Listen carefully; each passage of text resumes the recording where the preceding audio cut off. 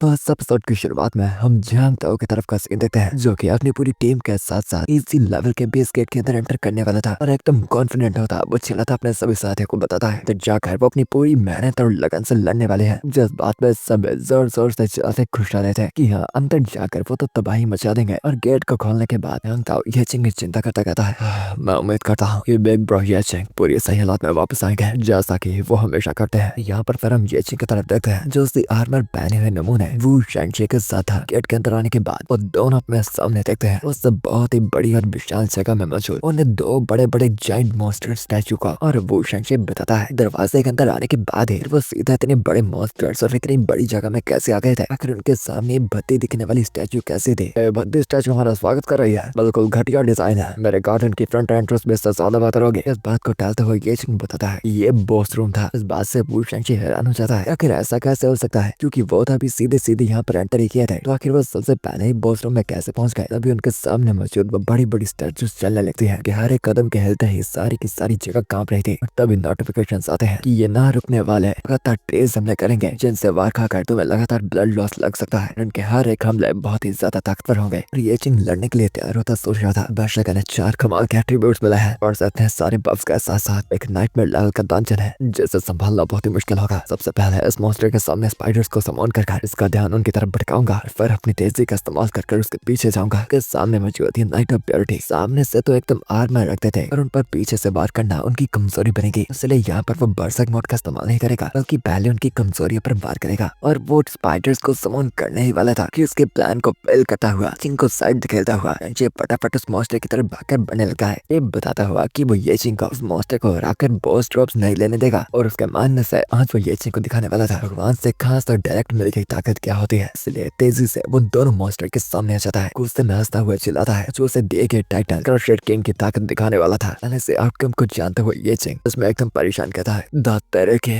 गधे लोग पक्का मरने के लिए पहले बढ़ जाते हैं, ये गया ये पक्का गया, इसके तो बड़े वाले लगेंगे। और हाँ बिल्कुल, जब बू शैनशी पूरी फुर्ती में उस मॉन्स्टर को एक ही बार में हराने की उम्मीद करता जंप पार कराया था, स्टैचू अपने हाथ में पकड़े गए हथियार को बल्ले की तरह घुमाकर बू शैनशी का सिक्सर मारती है और उसका वो सख्त हमला खाकर अपनी शक्ल को चपटा करने के बाद वो दूर जाकर सीधे जमीन पर क्रैश होता है। ये चिंग चुपचाप उसके रास्ते से साइड होकर उसे हवा में पकड़ने से उल्टा दबकर जमीन में लैंड होने देता है, क्योंकि आखिर बेवकूफों की कितनी का रक्षा की जाए। भूषण से बताता है, आखिर इस हरामखोर मॉन्स्टर को बिल्कुल भी अकल नहीं है, हम अभी मिले ही हैं, आखिर इतनी जोर से कौन मारता है यार। ये चिंग इस बात से शौक था कि भूषण का आर्मर भले ही पूरा डिफेंस स्टेट से भर रखा था, और ये सच में हैरानी की बात है, ये उस नाइट ऑफ प्योरिटी के हमले से टूटा नहीं। भूषण अभी भी जिंदा बच गया और अब वो दूसरा कुल्हाड़ी पकड़ा हुआ नाइट हमला करने के लिए फटाफट बढ़ता है ये चिंग की तरफ। जानकर कि वो टारगेट हो रहा है, चिंग फटाफट उस स्टैचू के तेज हमले को डोज करता हवा में आ जाता है और परेशानी में कहता है इस वो शैनशी की वजह से इसके प्लान्स पूरे के पूरे चौपट हो चुके थे। ये चिंग अभी हवा में मौजूद ही था। वो दूसरी लॉन्ग स्वॉर्ड वाली स्टैचू हवा में एक तेज बार घुमाकर उसे मारती है। ये चिंग कुछ कर उन हमलों से भी बच जाता है, पर यहाँ पर वो स्टैचू रुक नहीं रहे थे कि जितना तेजी से ये चिंग उसके हमलों को डोज कर रहा था, उस स्टैचू के हमले भी पहले से उतने ही ज्यादा तेज होते जा रहे थे। इस बात से परेशान ये चिंग कहता है लॉन्ग स्वॉर्ड वाले नाइट ऑफ प्योरिटी के जो हमले है उसे परमानेंट ब्लड लॉस मिलता है, अगर इनसे मैंने थोड़ा बहुत भी डैमेज खा लिया तो इस बेस में बहुत ही ज्यादा खतरा बढ़ जाएगा। यहाँ पर लड़ाई से कुछ दूरी पर मौजूद शैनशी जिसके ऊपर लड़ाई का इम्पैक्ट दूर तक पहुंचा था, चिल्लाता ये चिंग से पूछता है कि वो स्टैचू उससे लड़ रही थी, आखिर डैमेज उसे भी क्यों मिल रहा था। जिस बात पे चिल्लाता ये चिंग उसे बताता है नाइट ऑफ प्योरिटी किसी को भी नहीं बख्शने वाला, और जहाँ तक उसका डैमेज पहुंचता है वो वहाँ तक पहुंचाएगा। अगर सच में यहाँ पर बू शैनशी कुछ नहीं कर सकता तो वो कोने के बल में जाकर छुप सकता है। जिस बात को अपनी बेइज्जती मानकर वो चिल्लाता है, लड़का तुमने मुझे अभी अभी एक बोझ कहा, देखो मैं बस पहले फिसल गया था, ठीक है ना, वरना मैं इससे काफी गुना ज्यादा चीजें कर सकता हूँ। यहाँ पर ये लगातार बकवास कर रहा था। वो दोनों नाइट स्टैचू मिलकर ये चिंग के ऊपर लगातार हमले कर रहे थे। और दूसरा कुल्हाड़ियों वाला नाइट ऑफ विलॉर्ड, जिसके पास बहुत ही ताकतवर डिफेंस और बहुत ही ज्यादा डिस्ट्रक्टिव पावर थे, ये हमले ये चिंग की तरफ तेजी से बढ़ रहे थे। कि स्टैट्स को देखते ये चिंग कहता है स्टैचू के जो स्टैट्स हैं कि बराबरी अच्छे से अटैक से कर पाएंगे, और उससे पहले वो खतरनाक हमले ये चिंग के चित्र चित्र कर देते। वो स्पिरिट डैश एबिलिटी का इस्तेमाल कर फटाफट उसे डोज कर लेता है, और अभी ये चिंग को उसके हमले से लगातार बच कर देकर उस शैनशी आगे हमले करने की तरफ बढ़ता चिल्लाता है, देखो तो सही तुम लड़ तक नहीं पा रहा है, चिंता मत करो क्योंकि अब मैं तुम्हें दिखाऊंगा कि ये काम को अच्छे से कैसे करते हैं। और अब वैसे ही वो शैनशी जाकर स्टैचू के ऊपर लगातार हमले करने लगता है। एक्चुअली में हमले करते देखकर पीछे खड़ा ये चिंग सोच रहा था ये बंदा लड़ने के मायने के लिए लड़ने गया था, यानी इतना निकम्मा तो नहीं था, पर क्योंकि इसके पास डिफेंस ज्यादा था शायद अगर ये एक स्टैचू को संभाले तो वो दूसरी वाली पर ध्यान अच्छे से दे पाएगा। पर बेचारे ये चिंग है इस प्लान पर भी पानी भर जाता है। नाइट ऑफ विलॉर्ड से अपने हल्के से वार से मक्खियों की तरह दूर भटक कर फेंक देता है। ये चिंग इस बार भी उसे पकड़ने का कष्ट नहीं करता। वो शांचे दूर पीछे जाकर लैंड करता है। परेशान ये चिंग सोच रहा था कि उसे सच में इस बंदे से उम्मीद है ये उसका ध्यान भटकाएगा, और उल्टा एक ही मिनट में वो पिट भी गया और ऊपर से वो मॉन्स्टर और भी ज्यादा गुस्सा हो गया और पीछे वो शांचे चिल्ला रहा था, हराम खोर ने कितना मारा, सच में हर एक पसली में दर्द हो रही है, क्या इन हराम खोरों को बिल्कुल भी दया नहीं है। तभी वो मास्टर तुम गुस्से में चिल्लाता हुआ अपनी टोंट स्किल का इस्तेमाल करता है। टारगेट सीधा जाकर लगाता ये चिंग को। अब ये चिंग ये जानता हुआ इस लड़ाई को उसे ही अकेले को संभालना होगा। उस मास्टर की चुनौती को एक्सेप्ट करता हुआ कहता है, हम सिर्फ एक ही मास्टर की तरफ ध्यान नहीं दे सकते, बल्कि हमें दूसरे बंदे को भी हराना होगा जो इससे भी ज्यादा बड़ा है। यानी अब बारी आ चुकी है लड़ाई पर अच्छे से ध्यान देने के। नाइट ऑफ वेलनॉर्ड पूरी तेज से कुत्तों की तरफ भागता हुआ ये चिंग की तरफ बढ़ता आता है और वैसे ही उस पर वार करता है। ये चिंग फटाफट उसके हमले को डोज करता हुआ साथ उसके हाथ पर डैगर से लगातार जितने बार हो सके कटा है और नोटिफिकेशन आता है कि उस मॉन्स्टर की डिफेंस ने 95% आय के सभी डैमेज को कट कर दिया था। ये चिंग के किए गए हमले का सिर्फ 5% इफेक्ट हुआ था। यानी उस डैगर के लगातार वारों से भी मॉन्स्टर पर मच्छर के काटने जितना नुकसान भी नहीं हुआ था कि मच्छर कम से कम भी खारिज करवा कर इंसानों को परेशान तो कर देते हैं ना। यहाँ पर वैसे ही वो शांचे भी के पैर पर लगातार वार करता है। उसके वारों का भी जीरो इफेक्ट पड़ा था। बात से चिट्ठा को बता रहा था आखिर उसके अभी तक सभी लड़े के मॉन्स्टर से इतने अलग और ताकतवर मॉन्स्टर कैसे थे, जबकि पहले जी ने बेस में वो गया था मॉन्स्टर एक या फिर 2 बारों में मर जाते थे। यहाँ पर ये चिंग आगे ही नाइट ऑफ बैलर से डील कर रहा था। तो दूसरे लॉन्ग स्वॉर्ड वाले नाइट का भी ये चिंग की तरफ ध्यान पड़ गया था। वो भी उसकी तरफ ही हमला करने को बढ़ पड़ता है। ये चिंग बार बार उसके हमले से बचना भागता है। गुस्से में वो शांशी से पूछता है, क्या तुमने अपने सारे के सारे पॉइंट्स डिफेंस में डाले हैं? आखिर तुम्हारे हमलों का कुछ भी असर क्यों नहीं हुआ? मुझे समझ नहीं आता कि आखिर बिना ताकतवर हम लोग हैं, आखिर तुम अपने लेवल अप कैसे कर पाए? इस बात पे शांशी बताने वाला था, अपने सारे पॉइंट्स को डिफेंस में डाल दिया था। ये बात बताते बताते उसका सारा का सारा ध्यान ये चिंग की तरफ चला गया था। वो नोटिस नहीं करता कि उसकी तरफ उन नाइट्स के हमले आ रहे थे। और जब ये चिंग उन्हें उन हमलों से बचने के लिए कहता है, तुम घबरा गया वो शांशी तुम फटी हालात में उन नाइट्स के हमलों से बचता हुआ फटाफट बांस से दुम दबाता कुत्तों की तरफ भागने लगता है और बाल बाल जमीन पर लिपटा हुआ उन हमलों से बच पाया था। इस बात पे ये चिंग बताता है, सच में गधे हो गया, इतना हैवी आर्मर डालकर लड़ने की कोशिश कर रहे हो और बेशक उनके हमलों से तुम जल्दी नहीं बच पाओगे। बात पर वो शांशी बताता है आज तक किसी ने भी उसको ये बात पहले नहीं बताई थी, क्योंकि वो तो नॉर्मली बस बाकियों का इंतजार करता था कि बाकी मॉन्स्टर्स को अधमरा हालात में छोड़ दे और वो उन्हें मारकर लेवल अप कर दे। क्योंकि वो शांशी जब एक कंपनी का बॉस बन चुका था, ताकतवर हंटर्स को पैसे देता था उसे अबेस में ले जाकर लेवल अप करवाने के लिए, और क्योंकि उसे लड़ना नहीं आता था इसलिए उसने अपने सारे पॉइंट डिफेंस में डाले थे, क्योंकि उसे लगा था जब तक वो अबेस के अंदर जिंदा रहेगा क्या ही फर्क पड़ता है। और ये थी उसकी सड़ेलू सी कहानी। और तभी वो नाइट ऑफ प्योरिटी फिर से अपनी लॉन्ग स्वॉर्ड को घुमाता हुआ वो सांचे को मारने वाला था, और अहम वक्त पर ये चिंग उसे पकड़ कर रास्ते से पीछे करता है। और क्योंकि बार बार वो उसके बीच में आ रहा था और ये चिंग उसे बचाना पड़ा था, ये चिंग गुस्से में उस पर चिल्लाता है कि ये बेस कोई मजे करने की जगह नहीं है, ये वो खतरनाक और भयंकर जगह है जहाँ पर तुम्हें अपना खून दांव पर लगाना पड़ता था। जीने के लिए अपनी हद पार कर कुछ भी कोशिश करनी पड़ती थी, क्योंकि अब इन स्टैचूज पर स्लैशेस काम नहीं कर रहे थे। ये चिंग का प्लान था सबसे आसान से मेथड का इस्तेमाल करने का, वो था शारीरिक ताकत। क्योंकि अगर अभी तक तेजी और तीखापन काम नहीं किया था, मैं भी दबाकर ताकत काम आएगी, इसलिए हवा में कूदता हुआ वो सीधा लॉन्ग स्वॉर्ड पकड़ी स्टैचू की तरफ बढ़ता है, तेजी के साथ साथ अपने मुक्के को पूरा कसता। यह चिंग बताता है कि स्टैंड स्टैट का बफ हद से ज्यादा डैमेज करने के लिए काफी होता है, और खासकर उन हाथों की ताकत से जिन्होंने जिंदगी जीने के लिए न जाने कितनी लड़ाइयां लड़ी थी। तभी ये चिंग का वो ताकतवर सा मुक्का जिसकी लाजवाब ताकत से स्टैचू तक भी उसे खाकर 2 पलों के लिए पीछे निकल गई थी।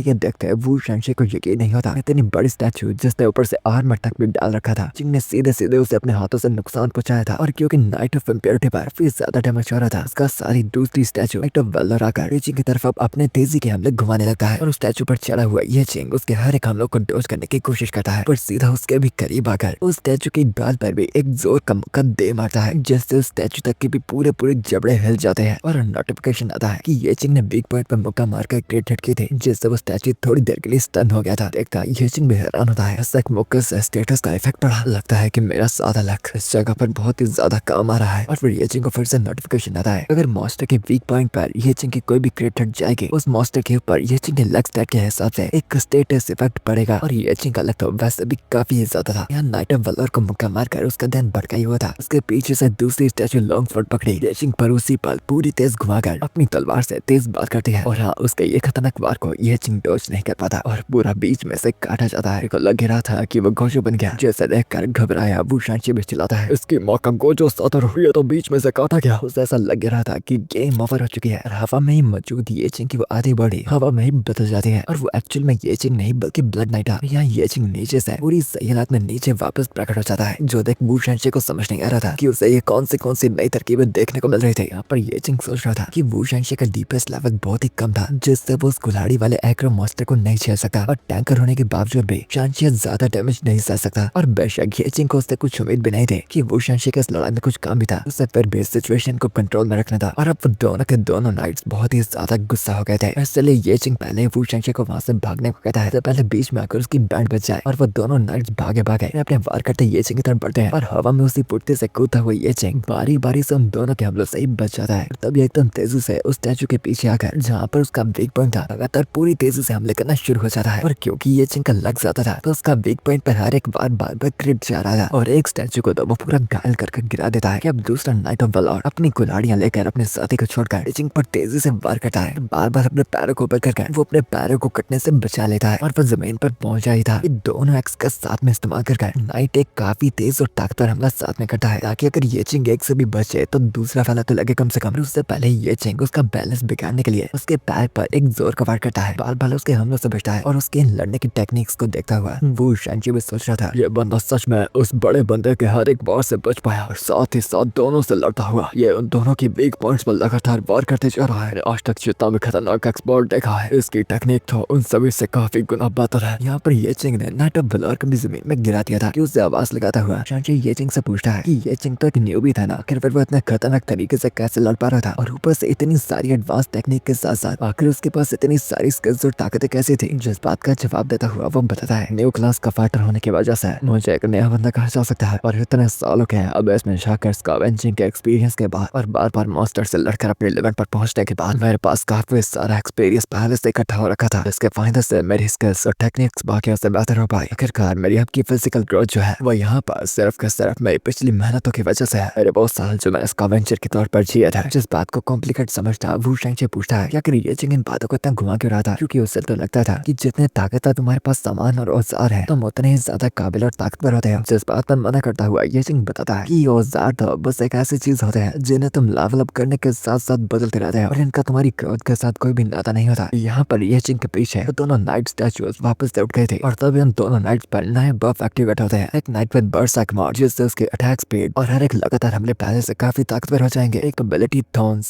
जिससे अगर उस स्टैचू पर कोई भी मेले डैमेज करता है तो उससे करने वाले को भी इतना ही बराबरी का डैमेज सहना पड़ेगा, यानी वार करने के बावजूद भी उतना ही डैमेज सहना पड़ेगा। और अब सिचुएशन तो और भी काफी भयंकर थे और ये चिंग शानशे की तरफ देखकर बताता है, अब इसमें लड़ता है लोता औजार और कोई चीज नहीं बल्कि मेरा शरीर है जो यहाँ पर हुई गई हर एक लड़ाई के बाद पहले से ताकतवर होता है। और अब ये चिंग उसके बफ देखता कहता है, मुक्को से तो अब उन एक मॉन्स्टर पर वो डैमेज नहीं कर सकता, क्योंकि जितना वो उस पर वार करेगा उतना उसे वापस मिलेगा। तो यहाँ पर दूर के हमलों से ही उन पर वार करना सबसे बेहतर चॉइस होगी। जिस बात पर भूषण की आत्म बताता है आखिरकार फाइनली उसकी बारी आ गई थी यहाँ पर स्टार बनने की, क्योंकि वो यहाँ पर सिर्फ कोई ड्यूल स्पोर्ट्समैन ही नहीं था बल्कि वो मैजिक का इस्तेमाल भी कर सकता था। दूर के हमलों से किसी मॉन्स्टर को हराने की बात आती है तो यहाँ पर उसका ही कुछ करना सबसे बेहतर होगा। तभी अपने मैजिकल हमलों की तैयारी करता और ये चिंग को अपने हाथ से आ रही वो लाइटनिंग मैजिक दिखाता है और बताता है कि वो काफी ताकतवर लाइटनिंग एरो स्पेल का इस्तेमाल कर सकता था। यहाँ पर ये चिंग को पीछे हट जाना चाहिए, उससे पहले वो अपने चूजे से वार कर अपनी और भी बेइज्जती करवाता। ये चिंग उसे छोड़कर फटाफट उस मॉन्स्टर की तरफ भागता, उसके चेहरे की तरफ कूदता हुआ अपने फायर एक्सप्लोजन मैजिक है लगातार धमाके उन नाइट्स पर फेंकने लगा है। भाई मजाक कर रहा है क्या?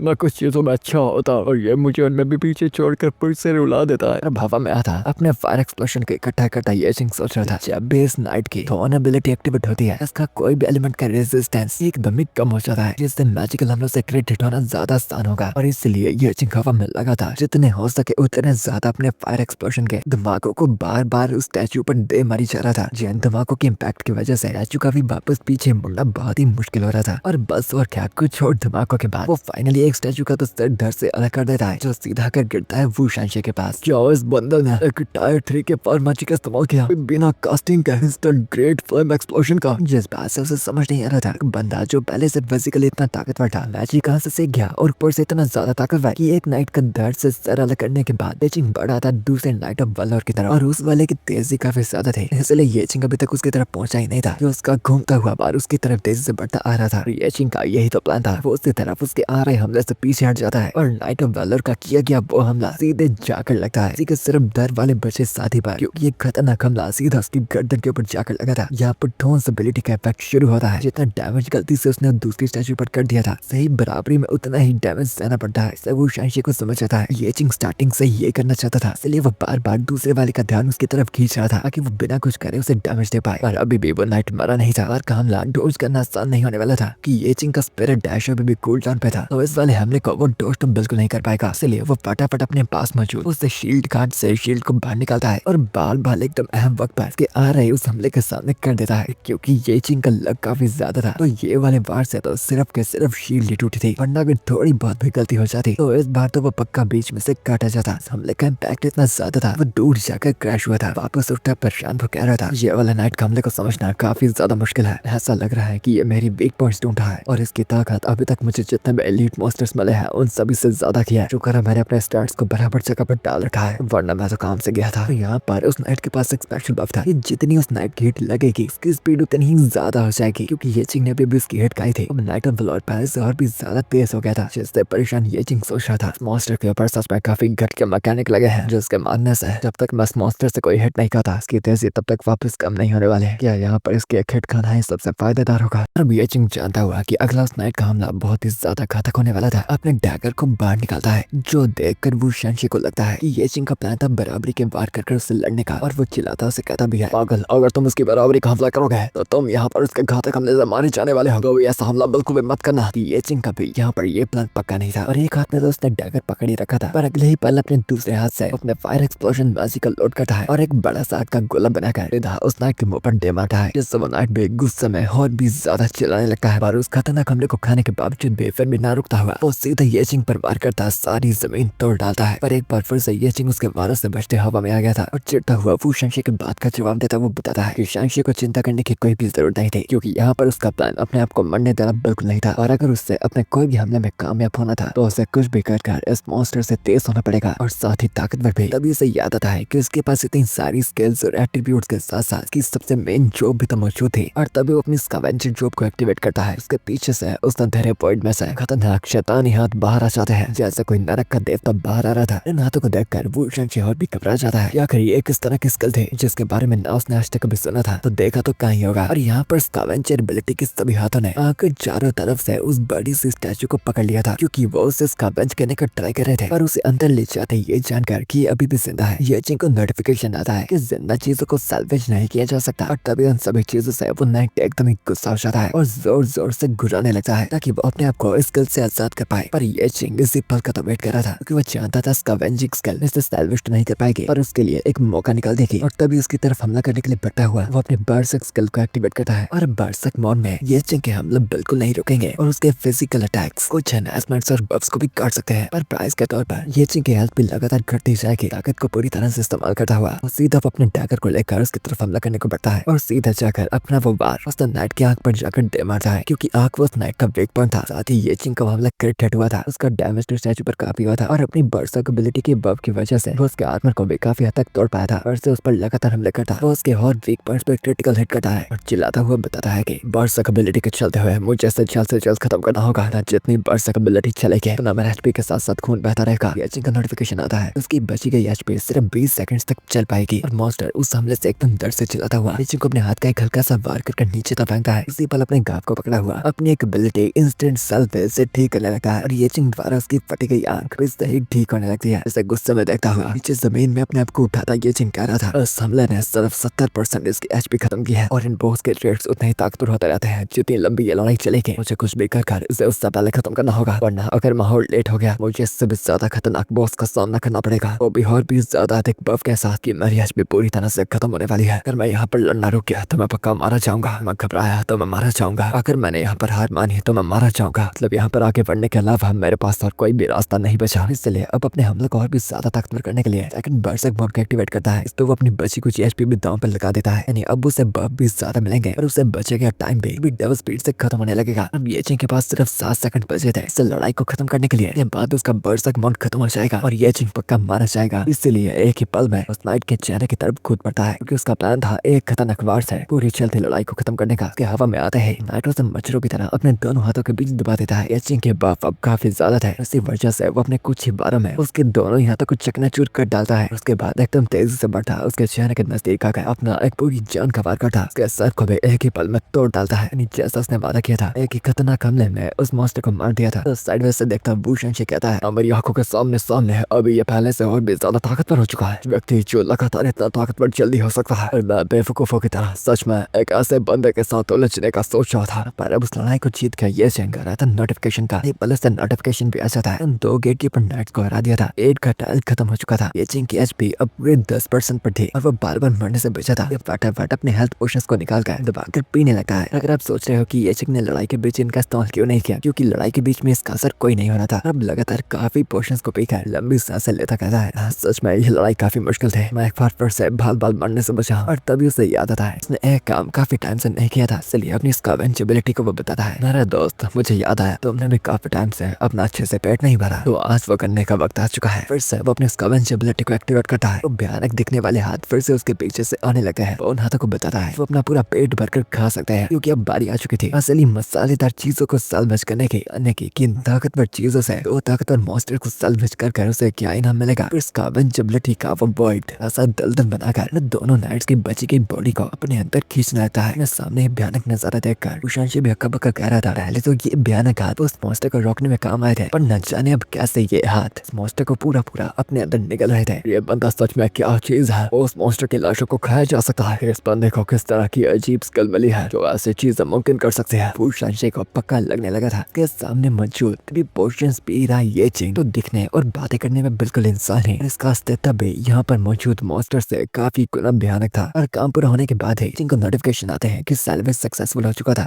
मॉन्स्टर के स्किल कार्ड्स मिल जाते हैं। ऑक्सफोर्ड वाले से मिला था मल्टी ब्लेड स्ट्राइक स्किल के लिए ये चिंग को एक स्पोर्ट टाइप वेपन की जरूरत होगी। इसे अपने हाथ में पकड़ने से लगातार काफी तेज तलवार के हमले कर सकता था। उसका कोई भी अटैक हिट होगा तलवार और भी ज्यादा तेज होगा और जितने हिट्स लगातार बचेंगे हिट्स के चांस उतने ज्यादा बढ़ेंगे। यानी एक तरह से नाइट ऑफ प्योरिटी की वही सिग्नेचर स्पोर्ट टेक्निक थे। दूसरा स्किल कार्ड था अर्जियस रोर यानी हिम्मत वाला दौड़ना, जिससे वो टारगेट हो रखे मॉन्स्टर को टाउंट कर पाएगा। उनका ध्यान पूरा ये चिंग की तरफ आ जाएगा। अगर ये चिंग पर कोई डीबफ लग रखा होगा तो वो स्टोन हो रखे मॉन्स्टर पर चला जाएगा। ये अपने आप से डीबफ हटाने की एक काफी मजेदार और अच्छी स्किल थी। एक्टिवेट करने के लिए ये चिंग को अपने हाथों में एक शील्ड पकड़ने की जरूरत है। तो देखता वो कहता है एक शील्ड बेस वाली स्किल है। मैं शील्ड का इस्तेमाल तो करता नहीं क्योंकि स्किल से मेरे ऊपर से हटा के डीबफ हट सकता है। इस तरह से काफी अच्छे स्किल्स में गिना जा सकता है। वहाँ वक्त पर ये सच में काफी काम के आ सकते हैं। भूषण से कह रहा था दोनों बड़े बड़े मॉन्स्टर पूरी तरह से मिटकर उस पूरी जगह से गायब हो चुके थे। उनका टुकड़ा तक भी यहाँ पर नहीं बचा था। ध्यान नहीं देता कि उसके ऊपर ही लगी मैजिकल पोर्टल से एक चीज घटी है। इससे पहले वो चीज उसके ऊपर गिर जाती उसका थोड़ा सा ध्यान उस पर पड़ गया था कि पल में वो जोर की छलांग मारकर उस चीज के बीच में आने से बच जाता है। अलग से पोर्टल से गिरने वाली चीज को बहुत ही बड़ी अजीब तरह की चेस्ट थी। जिसके साथ साथ ये चिंग के सामने एक नोटिफिकेशन आता है कि इस जगह के अंदर ये चिंग को कोई भी एक औजार को डालना था कि आत्मा उनसे जुड़ जाएगी। इससे चांस हो सकता है रैंडम सा औजार बनने का। देखकर ये चिंग को पता चल जाता है ये वही लेजेंडरी वो चांस रिवॉर्ड इवेंट था। इसके अंदर से तुक्के से ही ये चिंग को एक अच्छी चीज मिल सकती थी। हो सकता है कि अगर लग ज्यादा हुआ तो एक लेजेंडरी आइटम उसकी एंट्रेंस में झांकता हुआ बताता है कि मैंने पहले अपने एक साथी से सुना तो था जब मैं स्कैवेंजर हुआ करता था। हमने एक रिपोर्ट से सुना था एक बेस रिवॉर्ड इवेंट के बारे में जो बेस को पार करने के बाद कभी कभार चालू हो सकता है। इस फोर्क मास्टर के अल्टर में शायद ये इवेंट तुक्के से ही चालू हो चुका है। इस बात पर भूषण भी बताता है ये बेस के अंदर ऐसा रेयर इवेंट आना बहुत ही ज्यादा रेयर चीज होती है। और ऐसी चीज हो पाने का सिर्फ एक ही मतलब था ये चिंग की किस्मत सच में काफी अच्छी थी। और वल हो भी क्यों ना उसने अपने लक में इतने स्टैट्स जो डाले थे जिससे ये चिंग को भी थोड़ा अंदाजा हो जाता है कि ये रिवॉर्ड इवेंट उसके लक की वजह से भी हो सकता है। जिससे एक लो चांस वाला रिवॉर्ड इवेंट के भी उसके लक की वजह से चालू होकर हाई चांस हो गए थे। इस बात से खुश होता अपने डैगर को पकड़ा वो बताता है सच में जितनी ज्यादा मेहनत की जाए का फल उतना ही ज्यादा मीठा होता रहता है। इससे आगे और भी मेहनत करने का मोटिवेशन आता है। डिसाइड करता है अपने हाथ में पकड़े डैगर को उस अल्टर के बीच में डालने का। जिस बात पर मना करता भूषण से बताता है कि ये चिंग को इस जगह के अंदर कम से कम भी कोई ताकतवर औजार डालना चाहिए। से कम कोई पर्पल वेपन या फिर कोई हाई ग्रेड का औजार जिससे उसके एक अच्छी चीज पाने के चांस ज्यादा बनेंगे। ये चिंग उसे बताता है इस वक्त उसके पास मौजूद फिक्स स्टार्टर लेवल का हथियार था क्योंकि उसने ताकतवर औजारों को पहले ही बेच दिया था क्योंकि वो लेवल 1 से ऊपर का औजार नहीं चला सकता था। जिससे वो शंशे को भी अब रियलाइज होता है कि इतने पल से वो तो एक्चुअली एक लेवल 1 के बंदे के सामने खड़ा था। बंदा जो 2 ताकतवर मॉन्स्टर से बिना किसी ताकतवर औजार और बिना किसी आर्मर से लड़कर जीत गया था। ये चिंग के पास कोई चॉइस नहीं थी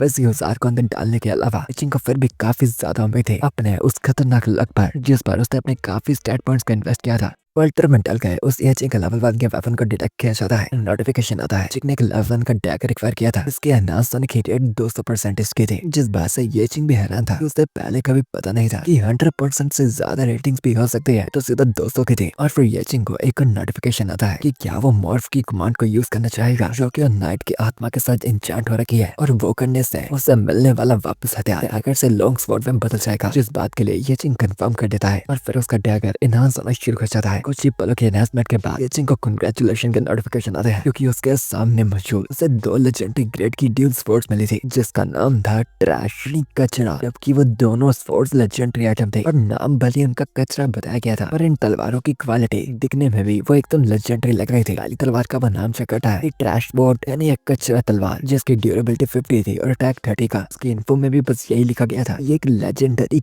कचरा आइटम है, इसे चलाने की रिक्वायरमेंट सिर्फ लेवल 1 की थी। दूसरी वाली तलवार का भी बिल्कुल सेम ही था, बस उसके कर्व थोड़े से अलग थे। जिन्हें अपने हाथ में पकड़ा कि ताकत और ऑरा को महसूस कर एकदम खुशी में बताता है ये तलवारें चलाने के लिए बुरी तो बिल्कुल नहीं है। बात पे पीछे कर हंसता हुआ भूषण बताता है कि ये दोनों ही तलवारों के स्टैट से एकदम कचरा थे, जो देखकर लगता था आजकल ज्यादा किस्मत होने का भी कोई फायदा नहीं होता, क्योंकि लेजेंडरी आइटम तो मिली, वो भी कचरा। जिस बात पर मुकरता हुआ ये चिंग उसे बताता है ये आइटम्स तुम्हारे लिए कचरा होंगे, पर मेरे लिए ये आइटम्स एकदम परफेक्ट है, जिनका मुझे सबसे ज्यादा फायदा होगा। ये चिंग को ये आइटम पाने के बावजूद भी खुश था। भूषण उसे बताता है 1 मिनट, क्या तुमने अब तक कोई भी अच्छे स्टैट्स वाली आइटम नहीं देखे? क्या तुम्हें सच में नहीं पता एक गोल्ड टायर का हथियार कैसा होता है? तभी अपने हाथ में पकड़ी एक तलवार को सीधा वार करने के लिए सामने की तरफ तेजी से फेंकता है, क्योंकि शायद वो तलवार एक लेजेंडरी थी और तो एक्चुअली में काफी कमाल कर रहा था। और तभी ये चिंग हवा में मौजूद उस तलवार को फटाफट सैल्वेज कर लेता है, और उसी वक्त वो बॉयडा कर तलवार को हवा में ही अपने अंदर खींच लेता है। ये चिंग उसे सैल्वेज करने के बाद एबिलिटी से अपने हाथ में वापस ले आता है, क्योंकि ये आइटम एक ट्रैश थी को तो वो कभी भी सैल्वेज कर सकता था, यानी ये चिंग इस आइटम को कहीं भी मारकर कभी भी सैल्वेज कर सकता था। और इसी बात से तो खुश होकर वो बता रहा था कि जिन हथियारों को कभी भी सैल्वेज किया जा सकता है, उससे ज्यादा परफेक्ट उसके लिए आखिर क्या ही हो सकता है। और वो तो अपनी इस तलवार से एकदम खुश था। ये पीछे खड़ा भूषण उसकी तरफ देखता सोच रहा था, सोच देखा जाए तो बंदे की एबिलिटी ही तो कचरे हथियारों का इस्तेमाल कर ताकतवर होना है, कैसे घोट टायर हथियारों की क्या ही जरूरत पड़ेगी, मेरे सामने इस वक्त मौजूद कचरे का देवता तो नहीं। तभी ये चिंग को एक ख्याल आता है, फोर्ज मास्टर का अल्टर बेटा के हिसाब से कूड़े की तौर पर ही काउंट होगा, यानी वो इससे भी यहाँ पर सैल्वेज करके अपने साथ ले जा सकता था। इसलिए अपनी जॉब को एक्टिवेट कर अपने चमचे हाथों से पूरे अल्टर को ही अंदर खिंचवा लेता है, और मिनटों में उस पूरे के पूरे अल्टर का सैल्वेज भी सक्सेसफुल हो जाता है। और सैल्वेज करने के बाद ये चिंग को अल्टर का कार्ड मिल गया था, जिससे अब ये चिंग इस अल्टर को कहीं भी समन कर सकता था, फिर उसका इस्तेमाल कर सकता था। जिससे खुश होकर वो बताता है कि इस बार के इवेंट की रिपोर्ट तो सच में काफी कमाल का है, वो इन्हें कभी भी इस्तेमाल भी कर सकता था। और जब भी उसके पास कुछ और मटेरियल्स आएंगे, प्लान था इस अल्टर को इस्तेमाल कर छोड़ टेस्ट करने के, फिर वो फेल हो भी गया था और वो हथियार टूट भी गया था। वो बार बार सैल्वेज का इस्तेमाल कर एक और हथियार बना सकता था, और यही तो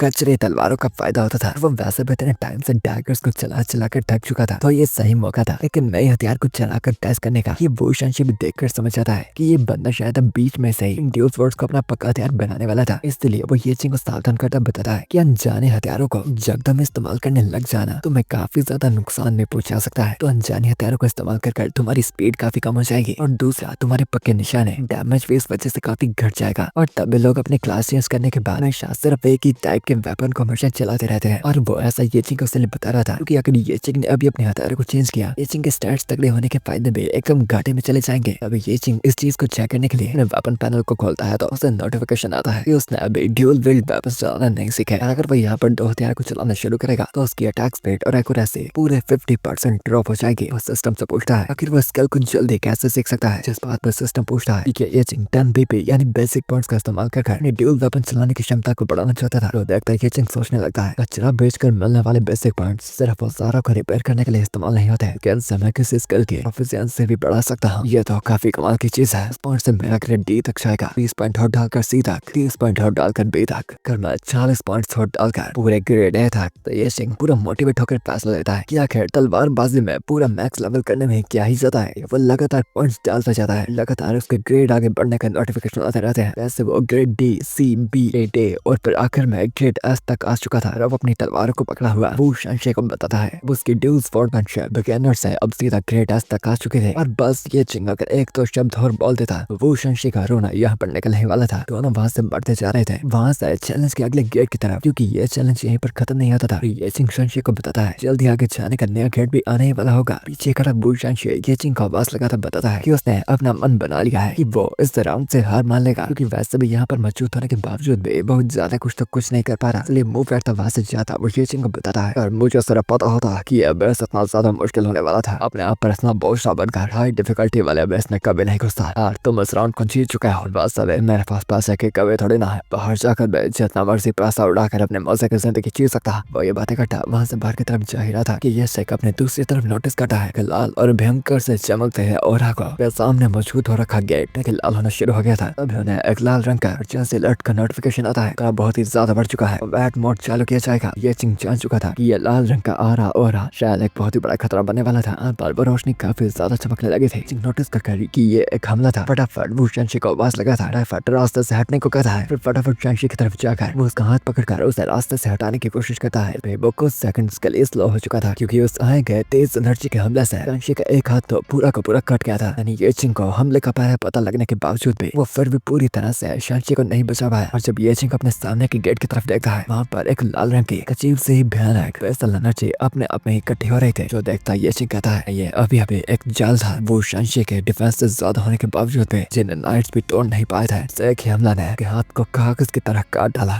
जिन दो नाइट्स को मैंने हराया था, दोनों कोई बॉस नहीं थे कि बस दो चमचे थे, बस मजबूरी में सामने मौजूद इस एंट्रेंस की रक्षा कर रहे थे। रवि सिंह को अपने सामने आ रखे वो लाल गेट से क़यामत सी एनर्जी महसूस हो रही थी, कैसी ताकत जो सब कुछ निकलना चाहती हो। तभी उस लाल अंधेरे गोले में और भी ज्यादा ताकत इकट्ठी होती है। सुबह मैजिकल हमला भी ज्यादा बड़ा होता चल रहा था। तब और विशाल हमला बनकर सीधा ये चिंग तरफ बढ़ता है। ये चिंग जानता था कि ये हमला हल्का सा लगने पर ही शंशी का हाथ आसानी से काटा जा चुका था। तो अगर ये चिंग ने यहाँ पर डायरेक्ट हिट ले ली कि सिचुएशन बहुत ही बुरी होगी।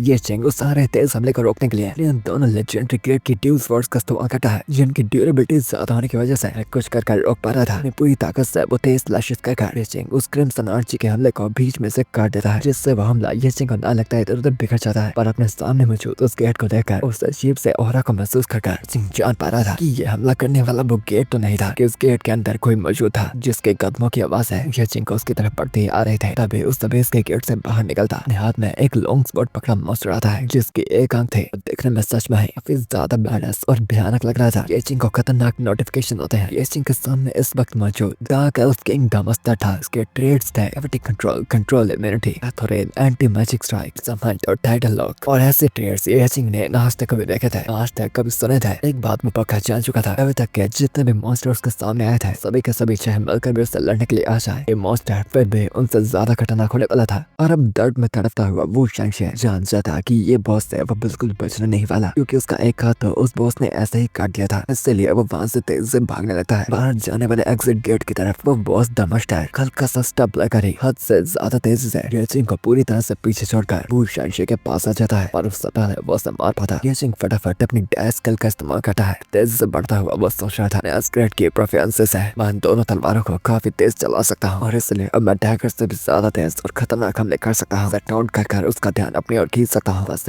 उससे पहले डमस्टर का वार वो शंशी पर लग जाता। ये चिंग एक ही पल में सामने आकर अपनी तलवारों का क्रॉस बनाकर उसकी लॉन्ग स्वॉर्ड के उस घातक वार को रोक लेता है। और बस ही डबल स्लैशेस का इस्तेमाल कर वो उसके हमले को पीछे करता हुआ सच चुनौती देता कहता है कि अगर उस बॉस को किसी पर गुस्सा करना था उस पर कर दिखाए। और ये चिंग का नोटिफिकेशन आता है कि डमस्टर पर कोई भी डैमेज का असर नहीं पड़ा था, क्योंकि इस वक्त वो टाइटल लॉक स्टेट में था, यानी जिसकी तरफ उसका एग्रो इफेक्ट होगा, यानी जिस टारगेट की तरफ वो गुस्से में फोकस करेगा वो सिर्फ उसी से ही डैमेज कर सकता है। यानी जब तक उसका ध्यान वो शंशी की तरफ था चिंग का कोई भी हमला उसकी तरफ असर नहीं करने वाला था। और उसके केस में ऐसा थोड़ी न था, ये चिंग को पटक कर गिरा देता है, भागने लगता है वो शंशी की तरफ। देखकर ये चिंग भी उठता हुआ परेशान होता कहता है आखिर सच में ये कैसी मुसीबत है, पर से ये बॉस मॉन्स्टर इतना ज्यादा ताकतवर है और अब साथ ही उसके ऊपर मेरे 12 स्तर तक भी नहीं कर पा रहा है। इसलिए वो जानता था कि उस मॉन्स्टर से लड़ने के लिए, इससे हरा पाने के लिए उससे पहले उस बॉस का टारगेट अपनी तरफ करना होगा। और इसलिए ये चिंग इस बार उस शंशी को बचाने के लिए नहीं भागा, वरना डमस्टर का ध्यान सिर्फ उसकी तरफ ही रहता। अब तेजी से हवा में उड़ता हुआ डमस्टर वो शंशी के ऊपर कूदता हुआ जोर से अपनी लॉन्ग स्वॉर्ड को घुमाता वो शंशी को पूरा बीच में से काट डालता है जैसे वो कोई बटर हो। वो शंशी तो मारा जा चुका था। या बेस गेट के बाहर हम उस गेट के बाद बैठे देखते हैं 2 गार्ड्स को, जिन्हें उस इंस्ट्रक्टर ने निगरानी के लिए वहाँ पर खड़ा कर रखा था। अंदर वो शंशी के मरने के बाद बाहर से गेट की तरफ देखकर उन्हें एक इशारा मिल जाता है कि अंदर सिर्फ अब एक ही बंदा मौजूद था। और एक गार्ड दूसरे गार्ड को बताता है देखो तो सही, लाइफ का सिर्फ एक सिग्नल अंदर से आ रहा है, यानी अंदर मौजूद है कोई बंदा मारा जा चुका है। इस बात पर दूसरा मोटा गार्ड बताता है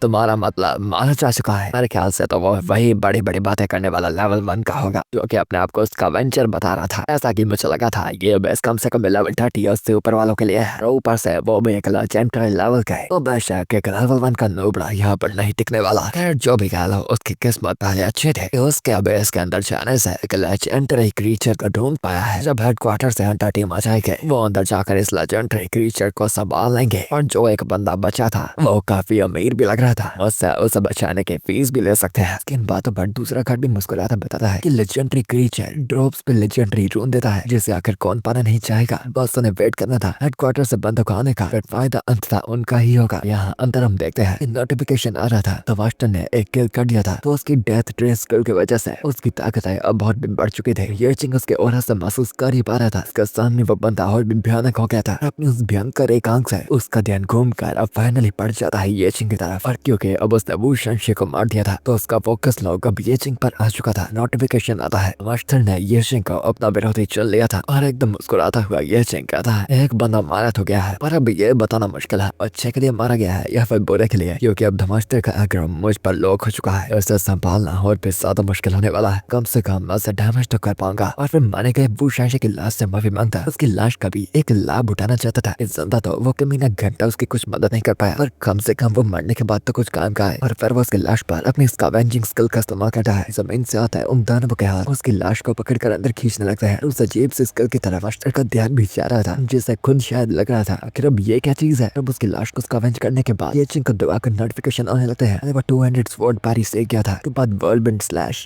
मेटियो स्ट्राइक और ऐसे कमाल कमाल के कुछ हमले सीख गया था। जैसा खुश होता हुआ ये चिंग कहता है तो तलवारबाजी सीखने के साथ साथ है आज उसमें अस्क्रेड का हो गया। अब मुझे कुछ ड्यूल बिल्डिंग स्पोर्ट्स के लिए कुछ अच्छी से स्किल्स में मिल गए। सभी के सभी अब मेरे फायदा में आएंगे। मास्टर की तरफ गुस्से से घूरता हुआ अपनी तलवार को लड़ने की पोजीशन में करता हुआ वो धमास्टर को लड़ने के लिए पुकारता हुआ चुनौती देता है। कुछ पलों के लिए तो धमास्टर बस चुपचाप उसे देख रहा था। ये चिंग क्या अजीब से चीजें कर रहा था जो आज तक उसने कभी भी किसी को करते नहीं देखा। अगले ही पल उस चुनौती को स्वीकार कर अचानक ही अपनी बड़ी सी लॉन्ग फोर्ड को लेकर चिंग के चेहरे के पूरा सामने आ जाता है। इस कमाल की तेजी से ये चिंग एकदम घबरा जाता है, क्योंकि उसकी पलके तक भी नहीं चुके थे। पर ये बॉस अचानक ही उसके सामने आ गया था और अपनी पूरी स्पीड से उससे बचने के लिए ड्यूल स्वॉर्ड पैरी करता है। इन दोनों तलवारों से भी उसके हमले को नहीं रोक पाया था। वही हमले के नीचे आकर वो पूरा काटा जाता है। एक्चुअली में जिसे धमास्टर ने काटा था ये चिंग नहीं बल्कि उसका ब्लड ब्रॉन था। इसी मौके का फायदा उठाकर जब धमास्टर का ध्यान भटका हुआ था ये चिंग अपनी ब्लड ब्रॉन के सहारे बड़ी तेजी से उसके पीछे आ जाता है। उसके पीछे से उस पर एक तेज मेटियोर स्ट्राइक वार करने की कोशिश करता है। ये हमला था तो काफी ताकतवर और तेज, पर बिना उसकी तरफ देखने के बावजूद भी मास्टर उसके उस हमले को डोज कर लेता है। और ये चिंग का नोटिफिकेशन आता है कि धमास्टर पर चोरी चुप के हमले करने से कोई फायदा नहीं होगा, क्योंकि जो भी उसका एक्रो टारगेट बन रखा है वो उसका वजूद हर जगह पर महसूस कर ही पाएगा। ये चिंग यहाँ पर उस पर चुपके से वार भी नहीं कर सकता था। चलिए अब हवा में मौजूद बॉस पर एक तेज वर्ल्डविंड स्लैश करता है जो उसके उसने अभी भी सीखी थी, और अपने उस बड़ी तलवार को घुमाकर उसके उस अटैक को वहीं पर काट देता है। और ये चिंग बार बार अपनी गर्दन पीछे कर उसके हमले से बच पाया था, वरना एक हिटर उसका काम यहीं पर तमाम। और धमास्टर की स्पीड इतनी ज्यादा थी ये चिंग अभी भी हवा से गिर ही रहा था। अपनी तलवार में फिर से डार्क एनर्जी को इकट्ठा करता हुआ फिर से पूरा तेज ये चिंग पर एक और हमला करता है। वक्त पर ये चिंग अपनी लॉन्ग फोर्स को आगे कर देता है। एकदम परेशान हुआ वो सोच रहा था मॉन्स्टर सच में कितना सर्दा था। मेरी आगे ही मॉन्स्टर से लड़ लड़ कर शारीरिक हालात पूरी बदतर हो चुकी है। अगर ऐसे ही चलता रहा तो मैं पक्का यहाँ पर मरने वाला हूँ। इतना ही काफी नहीं था तो धमास्टर उसे दिखाने वाला था असली कमाल की स्किल किसे कहते हैं। और वो हवा में मौजूद ये चिंग पर अपनी एक स्किल ग्रेविटी फोर्टेक्स को इस्तेमाल करता है। वो ग्रेविटी से भरा हुआ डार्क एनर्जी का गोला ये चिंग को हवा में ही जकड़ लेता है। धमास्टर उसे अपने हाथ से सीधा अपनी ओर खींचने लगता है। ये कमाल की एबिलिटी मुझे याद दिलाती है पूरा इग्रिस की। अगर अपना सोलो ट्रैवलिंग राइस के लिए तो गेम में भी इग्रिस के पास पूरा सेम अटैक है। ये चिंग को पूरा अपनी तरफ खींचकर ग्रेविटी एनर्जी से भरा हुआ मुक्का लगाकर ये चिंग के मुंह पर दे मारता है। इतनी देर से धमास्टर को सताने का फल ये चिंग को दे ही दिया था। मुक्के को खाकर ये चिंग दूर जाता गिरता है। कुछ ही पलों में अपने शरीर का सहारा बनता वापस लड़ता हुआ वो गुस्से में बताता है तुम सर दर्द है कम हो चुके हैं। स्पीड रीजनरेशन शरीर पर बोझ बन रही है। सही चलता रहा तो मैं मौत से बच नहीं पाऊंगा। रीजनरेशन इसलिए था उसके पास एचपी रीजनरेट करने वाला स्किल कार्ड था, इससे उसकी शारीरिक ताकत भी कमजोर बनती थी। चिंग को इस वक्त ताकत और हीलिंग दोनों की जरूरत है, वरना वो मौत को बिल्कुल नहीं टाल सका। कि उसका ध्यान कुछ पलों के लिए भटका ही था। सामने वो पाता है कि धमास्टर फिर से एक बार गायब हो गया था। अचानक ही एकदम से